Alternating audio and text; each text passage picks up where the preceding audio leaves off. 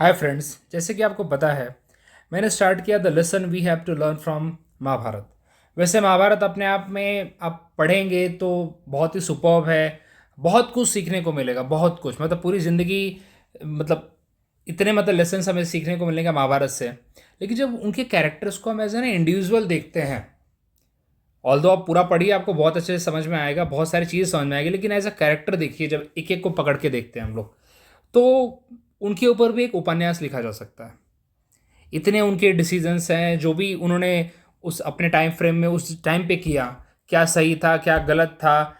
एक तरह से ना, वो श्री कृष्ण जी ने जो सेटअप किया है पूरा महाभारत, मुझे लगता है कि एक तरह हमको सिखाने के लिए किया है वो, कि आप उसको पढ़िए समझिए। गीता तो उसका बस एक पार्ट है, मेन तो महाभारत है। महाभारत को पढ़िए, पूरा आपको समझ में, जिंदगी का सार समझ में आ जाएगा। तो वहाँ पे हम बात करता हूँ मैं आज धृतराष्ट्र के बारे में। भाई धृतराष्ट्र जो वैसे तो जन्म से अंधे थे, लेकिन किसी का जन्म से अंधा होने से इससे कोई फर्क नहीं पड़ता। पॉइंट ये आता है कि उसने आगे क्या काम किया।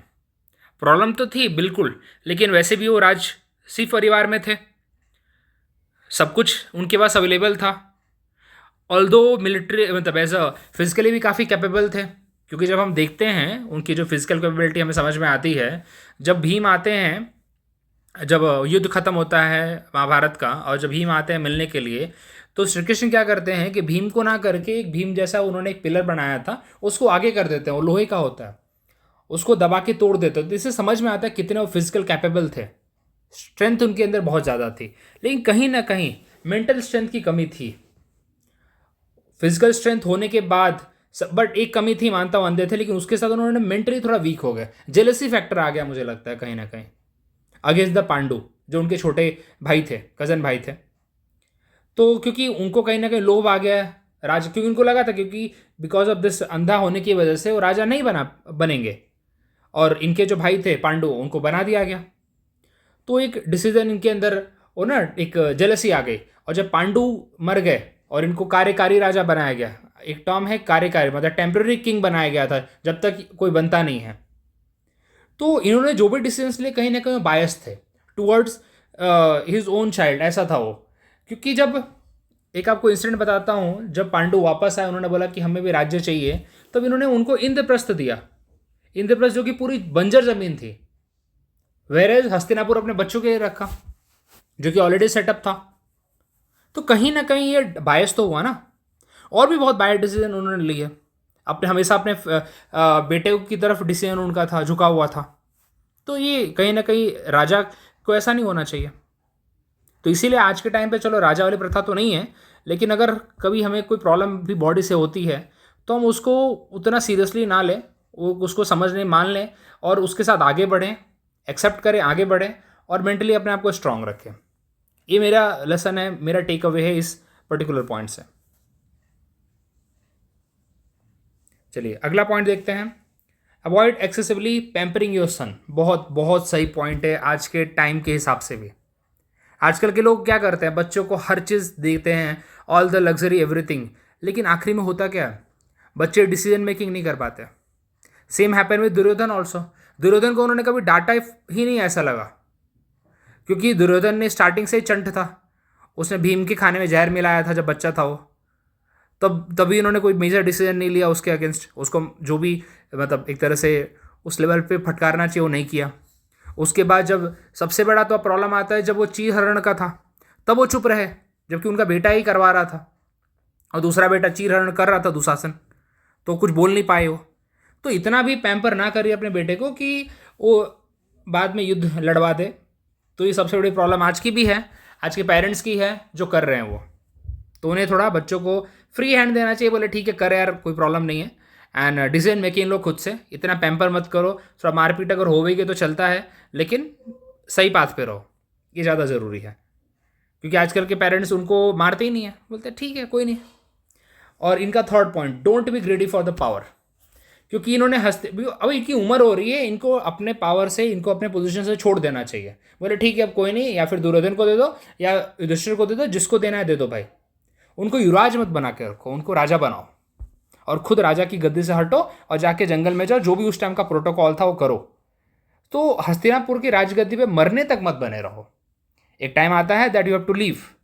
तो उसी तरह से आज का भी टाइम है कि पावर के लिए मत मरो। सिंपल सी बात है, जब आपको लग रहा है कि now it's time to hand over to other, जैसे स्पेशली पॉलिटिक्स में होता है ज़्यादा करके, तो एक टाइम के बाद आपको हैंड ओवर कर देना चाहिए चीज़ें। फैमिली में भी ऐसा होता है कि पेरेंट्स को ऐसा लगता है कि नहीं, they will take their all the decision of their kids, तो एक टाइम पे उनको भी हैंड ओवर कर देना चाहिए बच्चों को, ना टेक योर डिसीजन, सब अपने हिसाब से करो। पावर के लिए हंग्री नहीं होना चाहिए। पावर वाला सा पार्ट वैसा रहा नहीं, लेकिन ग्रीड एक नहीं आना चाहिए आपके अंदर। बेसिकली ग्रीड वाला वर्ड ज़्यादा इंपॉर्टेंट है यहाँ पे। अगला, don't be ignorant for those who wish for you. जैसे विदुर हमेशा इनके मंत्री भी थे, एक तरह से छोटे भाई भी थे और कज़न, और बहुत अच्छे वेल विशर थे पूरी ना एज अ हस्तिनापुर के लिए। लेकिन इन्होंने कभी एडवाइस माने नहीं। एक आपको एडवाइस बताता हूँ, इन्होंने दी थी, क्योंकि जब दुर्योधन पैदा हुआ और उसके बाकी भाई पैदा हुए ना, दुर्योधन सबसे पहले पैदा हुआ था, तो वो बहुत बड़ा ही था, तो उस टाइम पे ना काफ़ी मौसम काफ़ी ख़राब हो गया था, काले बादल हो गए थे, कौए मंडरा रहे थे। तो इन्होंने बोला कि इस बेटे को अबंडन कर दो। अब उस टाइम पे मे भी मेथड होता होगा, क्योंकि ये सही साइन नहीं है। धृतराज ने कोई बात नहीं सुनी पुत्र मोह में, जबकि उनने कर देना चाहिए था। ऑफकोर्स उस टाइम का कल्चर अलग था, आज मैं इसको प्रमोट नहीं करता हूँ, मैं आज इसको बिल्कुल प्रमोट नहीं करता हूँ मैं। लेकिन उसके बाद हमने देखा दुर्योधन कैसा था, दुर्योधन ने क्या क्या डिसीजंस लिए, और इनका पुत्र मोह इतना बढ़ता चला गया कि वो विदुर जब जब बोलते विदुर को चुप करा देते। आखिरी में ऐसा हुआ कि विदुर ने छोड़ दिया इनको एट द लास्ट पॉइंट, बोला कि मैं नहीं रह सकता इनके साथ, ये कोई बात मानते ही नहीं है। And happen like this only. और फिर आखिरी है, ही नेवर अंडरस्टैंड कि कौन उनके लिए सही है कौन गलत है। विदुर के साथ इनको एक और पर्सन थे, उनके बारे में हम डिटेल डिस्कस करेंगे, Bhishma Pitamah. He was a king maker basically. वो भी काफ़ी अच्छे एडवाइस देते थे राजा को, बिकॉज वो तो ऑफकोर्स उन्हीं के सहारे तो चल रही थी किंगडम। लेकिन राजा ने कभी इन्होंने बात मानी ही नहीं इनकी भी। ये हमेशा किसकी बात मानते थे? शकुनी की। इनको लगता था शकुनी सबसे अच्छी एडवाइस देता था, लेकिन शकुनी ने तो वॉर कराया। तो समझना पड़ेगा हमें भी आज के टाइम पे ही कि हमें उन दोस्तों को पास में रखना पड़ेगा जो हमारे लिए सही है। जैसे हमारे तो उस दोस्त होते हैं, भले तीखा बोलते हैं लेकिन सही होते हैं यार, वैसे ही हमें समझना पड़ेगा कि कौन सा पर्सन हमारे लिए सही है, कौन सा पर्सन गलत है। जो गलत है भाई साइड करो उसको। इनको तो बहुत बार इंडिकेशन दिए गए, ये सुनने को तैयार नहीं है। इसलिए बोलते हैं ना कि एक दोस्त हमें वैसा चाहिए जो हमें हमारी ना औकात दिखाता रहे सॉरी। तो वही विदुर करते थे, एज अ मंत्री भी, एज अ स्टेट्समैन भी, एज अ भाई भी, सब करते थे। लेकिन धृतराष्ट्र को कोई बात ही समझ में नहीं आई। You always listen to Shakuni, और अपने बेटों की और दुर्योधन की और दुशासन की, बाकी इन लोगों के इसमें थे।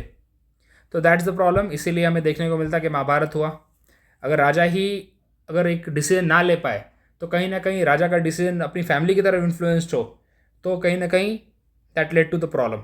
और दैट लेड टू द, मतलब ये कंट्री के आज एस्पेक्ट में लूँ तो आज भी ऐसा है कि अगर एक प्रधानमंत्री डिसीजन ना ले पाए खुद से, या अपने सलाहकारों की हेल्प से भी ना ले पाए, कुछ पर्टिकुलर फेवरेट लोगों के लिए ही ले, तो कहीं ना कहीं कंट्री भी नहीं चल पाती है फिर। So thank you very much. मिलते हैं अगले किसी कैरेक्टर के साथ, उसके साथ डिस्कस करेंगे कि क्या सही चीज़ है, क्या गलत है, क्या हमें सीखना चाहिए। सो तब तक के लिए बाय, मिलते हैं अगले वीडियो में। Thank you.